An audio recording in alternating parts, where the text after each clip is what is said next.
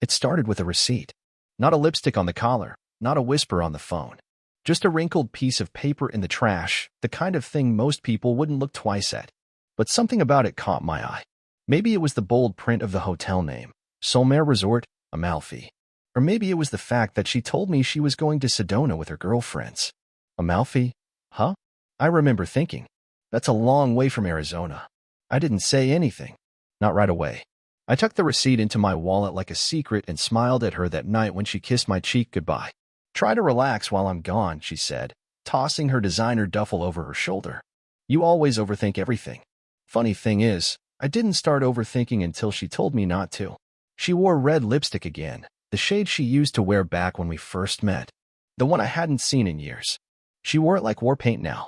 When she walked out the door, something inside me shifted. It wasn't anger, not suspicion, just a quiet clarity. I poured myself a glass of scotch. Neat. Sat down in her favorite chair, and for the first time in months, I just listened. Listened to the silence she left behind. It was too clean. You ever walk into a room and realize someone's been staging it? That's what our living room felt like. Our marriage had become a show home, pristine, soulless, curated. The couch pillows fluffed.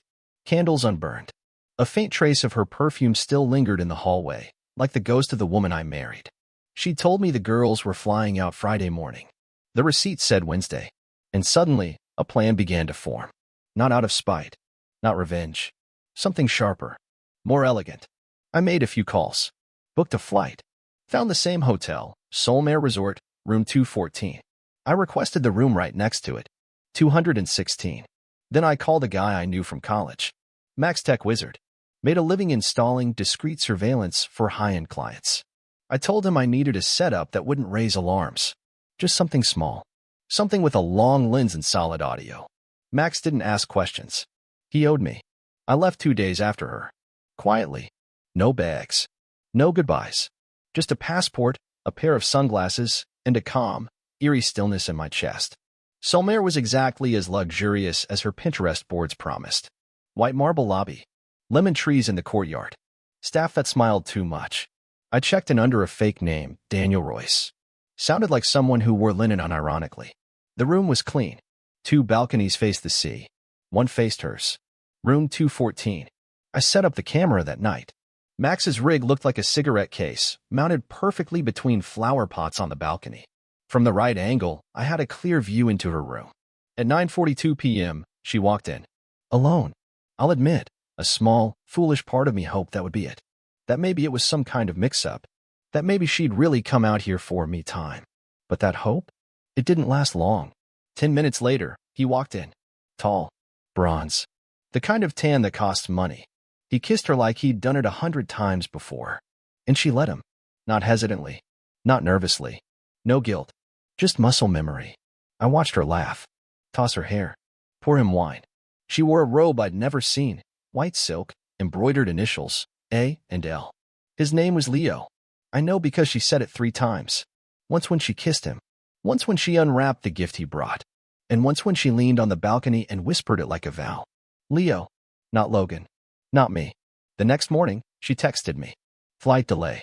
Don't wait up. Smiley face. I looked at the timestamp. She'd sent it while in bed with him. Her arm wrapped around his chest like I used to be. I didn't respond. I spent the rest of the day collecting moments. Quiet ones. A touch here. A kiss there. The way she smiled when she thought no one was watching. Not once did she hesitate. Not once did she look like someone who'd made a mistake. She looked like someone home. That night, I packed my things and flew back. When I walked through our front door, the air felt heavier. I set the stage. I lit the candle she liked. Played her favorite vinyl. Set the dining room with white plates, folded napkins, 2 glasses of wine. On the table, I left an envelope. Inside, her passport, a one-way plane ticket to wherever Leo lived, and a note. Since you already packed your heart, I figured I'd help with the rest.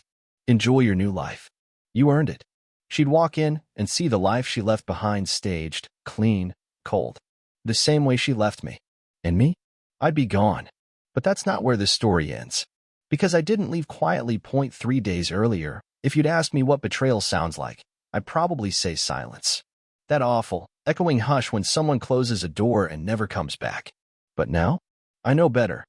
It sounds like high heels on hardwood, a suitcase dragging across the foyer, and a fake laugh forced through the phone as she lies to someone else. That's what I heard when she came back from her little girl's trip. Her heels hit the floor like drum beats. Confident. Sharp. Practiced. The sound of someone who believes they've won. I watched her through the crack in the hallway mirror. She stood there, framed by sunlight and delusion, brushing her hair back like she hadn't just spent the weekend pretending her marriage was still intact while playing house with another man. "Babe," she called out. "You home?" I didn't answer. I was standing in the guest bedroom, where she never went, where I'd been living since I got back. Quiet. Watching. Letting the weight of her lies pile up. She wandered through the kitchen, humming some Italian melody under her breath, the kind that sticks in your head when you've been sipping wine on the Amalfi Coast with a man who isn't your husband. I heard her open the fridge, scoff, then mutter, "You really didn't go grocery shopping again?" I smiled to myself. There was food in the house. I just moved it all to the garage fridge. She didn't know it yet, but she wasn't in her home anymore. She was on a stage, and every light was pointed straight at her. I waited until she went upstairs to unpack. Then I stepped out into the living room and placed the flash drive right on the coffee table. Centered, framed by two glass coasters, the ones with our initials etched in gold. 1 for Ashley. 1 for Logan. Teamwork, right? She came down an hour later. Her hair damp from the shower. New robe. Same red lipstick. I guess she liked the way it made her feel. Unrecognizable. She saw the flash drive first. Paused. Then picked it up slowly, like it might explode. "What's this?" she asked. I didn't say anything. Just nodded toward the TV. She plugged it in. The screen flickered. Then came the footage. Her. Leo. The room. The kisses. The laughter. All of it in high-definition clarity. She didn't scream. Didn't cry. Just watched it all play out like a movie she barely remembered filming. When it ended, she turned to me. Her face didn't register shame. No guilt. No panic. Just annoyance. "You followed me?" she asked, voice sharp. "You spied on me?" "No," I replied. "I watched you." She stepped back, crossing her arms. "That's twisted." I tilted my head. "Not as twisted as pretending to go to Sedona while letting a man unzip your robe in room 214. Her mouth opened. Closed. Opened again. Like a fish gasping on a dock. "I was going to tell you," she said eventually. "I just needed to find the right time." I nodded. "Was that before or after the wine and silk robe? Help me with the timeline." "You don't understand," she snapped. "Leo makes me feel alive." There it was. The cliché. The universal anthem of mid-tier betrayers. He makes me feel alive. I could have written it on a t-shirt. "Do you feel alive now?" I asked, deadpan. She didn't answer. Instead, she grabbed her phone. Probably to call him. Maybe to run. But before she could dial, I handed her the envelope. She opened it. Read the note. Stared at the plane ticket. "One way," she whispered. I nodded. "To Leo's city. I figured since your heart's already there, your body might as well follow." Her lip quivered. Not because of the gesture. Because it hit her, for the first time, that she wasn't in control anymore. "Where are you going?" she asked, quieter now. "Nowhere," I said. "I've already been. I've seen enough." She sat down, slow, like her knees finally lost the strength her lies had been borrowing. "Do you hate me?" she asked after a long silence. That's when I laughed. Soft. Dry. The kind of laugh you only hear in hospital waiting rooms and empty churches. "No," I said. "You have to matter to be hated. Right now, you're just a lesson." Her eyes darted to the door. She knew this was real. That the ending had already happened, and she just didn't get the memo. "I was scared," she whispered. "You stopped seeing me." I met her eyes. "You stopped being you." She looked away. And just before I could turn and walk upstairs, she said, "You're not the man I married." I stopped. Halfway up the stairs. Didn't even look back. "No," I said. "I'm the man who outgrew the woman you became." And with that, I walked into the dark. I sat in my car for 5 hours. Not because I was lost. Not because I didn't know what to do. But because when you witness the truth, the real, raw, undressed truth, your mind goes quiet. Like someone hit the mute button on your whole life. Room 214. That was her room. Solmare Resort. Amalfi. The one she booked with Leo, who apparently laughs like a cartoon villain and kisses her like he's auditioning for a fragrance ad.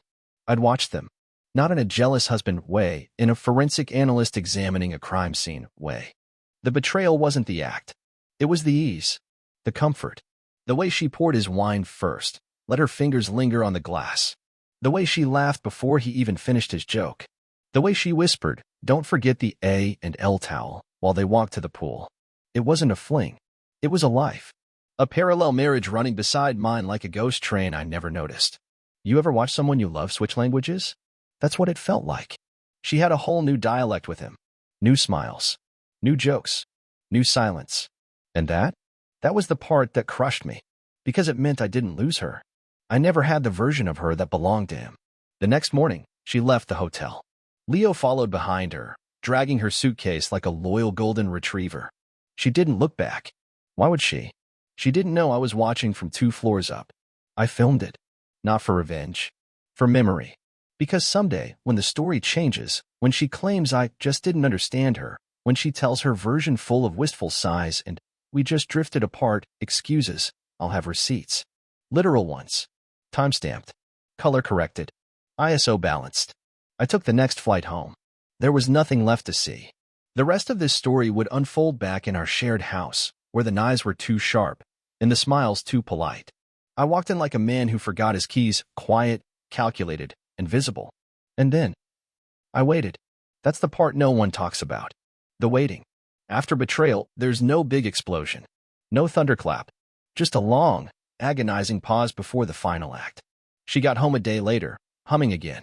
She always hummed when she thought she was clever. That night, she laid beside me in bed, back turned, breath even. I looked at the woman I married.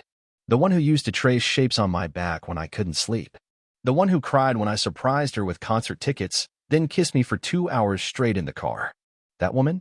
She died somewhere between her Google Calendar and Leo's linen sheets. I didn't cry. I didn't rage. I just whispered. "You were in room 214. She stiffened. That was the first time I saw real fear in her eyes. She sat up slowly, turned to face me. Her mouth opened, but no sound came out. "You don't have to lie," I said gently. "I've already seen everything." She blinked. Twice. Like she was waiting for the script. But how? She finally breathed. I shrugged. "I've always paid attention. You just stopped noticing." Her voice trembled. "You followed me?" "No," I said, sitting up. "I beat you there." And that's when the mask slipped. For a second, less than a heartbeat, she looked stunned. Not guilty. Not ashamed. Just caught. Like a magician whose trapdoor failed mid-performance. "You had no right," she snapped. I smiled. That cold, quiet kind of smile that happens right before someone flips the board game off the table. "And you had no husband." Her lips curled. "Don't be dramatic." "I'm not. I'm being surgical." She exhaled. Rolled her eyes. Classic Ashley move. When things get real, retreat behind sarcasm like a trench coat. "So what now?" she asked. I stood up. Walked to the closet. Pulled out the envelope. I handed it to her. Inside, a flash drive. A single piece of paper with coordinates. And a plane ticket. "To where?" she asked. "Wherever you want," I said. "Anywhere but here." She stared at me like she couldn't decide whether to cry or laugh. In the end, she did neither. "Do you still love me?" she asked softly. It was a trap. A Hail Mary. The last grenade in a losing war. I looked her dead in the eye. "I did," I said. Deeply. Stupidly. Entirely. Then I turned around. Walked out of our bedroom. And didn't look back. But that was just the exit. I hadn't even gotten to the part that mattered yet. Because while she was out cheating, I was building something. Something she never saw coming. I didn't scream.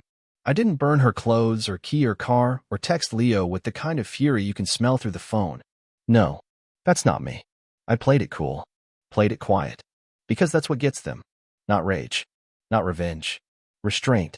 See, the problem with people like Ashley, with her new silk robe and second life in room 214, is they think they're always the smartest person in the room. But you let them think that long enough, they'll build the noose themselves. All you have to do is hand them the rope and keep smiling. So I smiled. And I waited. Because I didn't just have footage. I had something better. Timing. While she was sipping wine on her Italian getaway, I'd been doing homework. I logged into our joint accounts, the one she assumed I never looked at. Turns out, Leo had a taste for gifts. Wine tastings.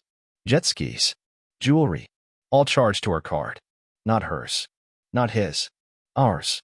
She used our anniversary fund to book a couple's massage with a man who called her Red. And she didn't stop there. Emails, voice memos, passwords she never changed. I wasn't a hacker, just a husband who knew where the skeletons were buried. And once I found the first bone, the whole graveyard opened up. By the time she asked, "Can we talk about this like adults?" I already had everything cataloged. This wasn't war. It was an audit. She tried to regain ground the next morning. Made breakfast. Put on that old Eagles hoodie she knew I liked. Even made a playlist called For Us. I guess Spotify's supposed to erase adultery now. But I played along. Eggs, music, soft smiles, the whole charade. That night, I told her, I booked us something. She tilted her head, suspicious. Like what? A dinner, I said. To talk. Just us. That's the part where her eyes lit up. Just a flicker. Like a woman who thought she might still be in control. We drove separately. I gave her the address. A private dining suite in the city. Fancy rooftop, string lights, wine glasses shaped like swans. When she walked in, everything looked perfect. But instead of two place settings, there was only one. A small TV on the table. A bottle of her favorite red wine already uncorked. And beside it, a folder. Labeled, Ashley, in case of delusion. Inside were the photos. The receipts. The printouts. The timeline. The card charges. A screenshot of her and Leo toasting in matching robes with a caption that said, "Best kept secret." And a note, handwritten, because some things deserve a personal touch. Ashley, since you're such a fan of escapism, I've planned your next one. The flash drive has everything you'll need for the legal side.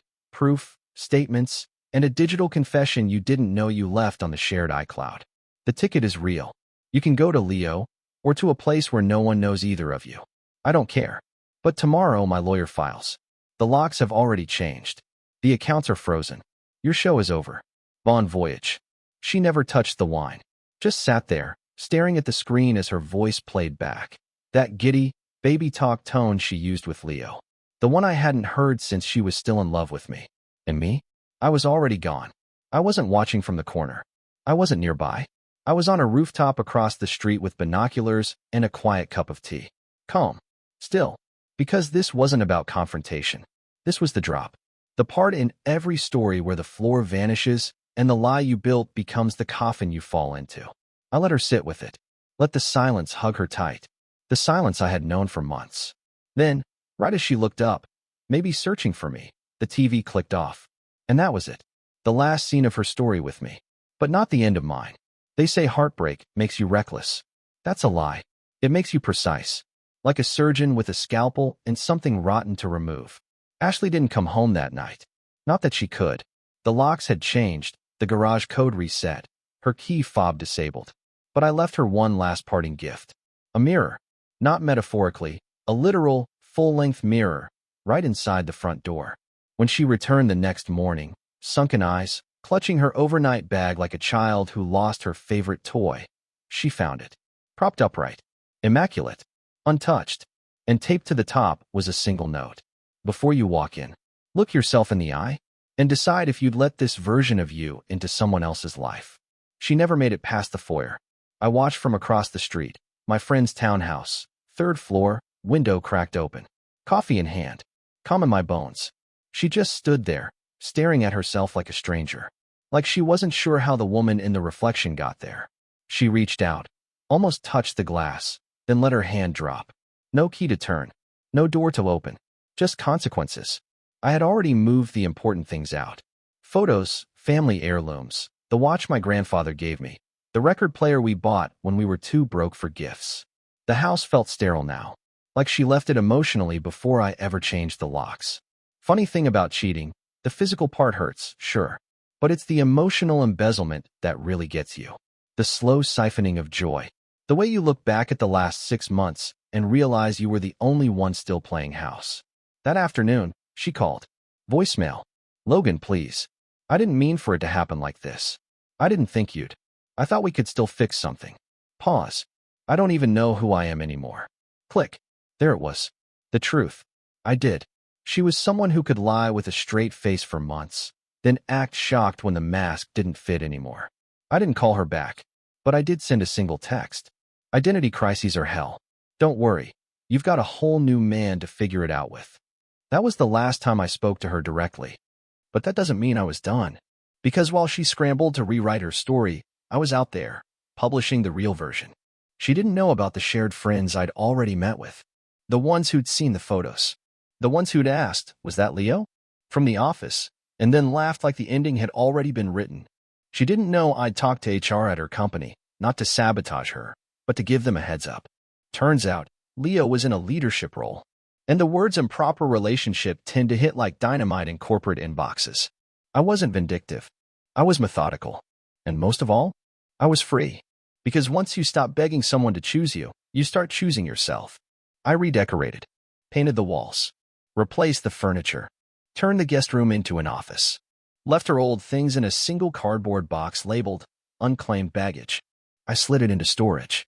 She could have it, if she remembered where she left herself. And one last thing, the mirror. I kept it, mounted it on the back of my new front door.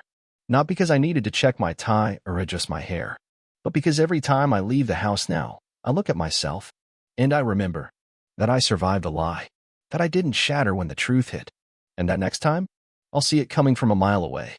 The first night in the empty house felt honest, not quiet honest. Silence isn't scary when no one's lying in it anymore. I sat on the floor of what used to be our living room, drinking coffee from a chipped mug we bought at some flea market back when we thought quirky meant connected. No couch, no throw pillows, just 4 walls, 1 man, and 0 ghosts. And I slept better than I had in months. Because for the first time in a long time, I wasn't sharing a bed with betrayal dressed in silk and apologies. I'd started calling the place the clean slate. Not officially, but it stuck. Got a few laughs from friends. Logan's clean slate. No drama. No distractions. No emotionally bankrupt conversations that started with, "Can we talk?" and ended with, "You just don't understand me." Nah, I understood. I just stopped pretending I didn't. The neighbors noticed Ashley wasn't around anymore.